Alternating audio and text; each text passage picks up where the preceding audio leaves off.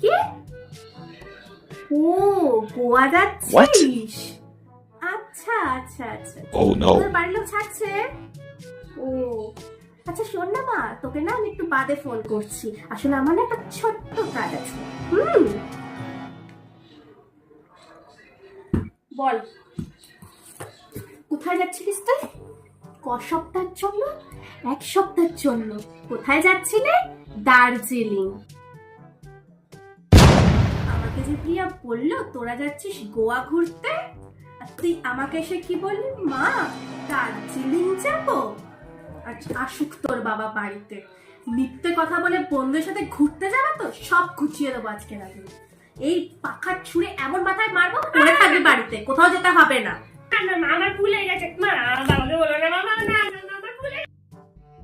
Thank you for watching. Subscribe now, please.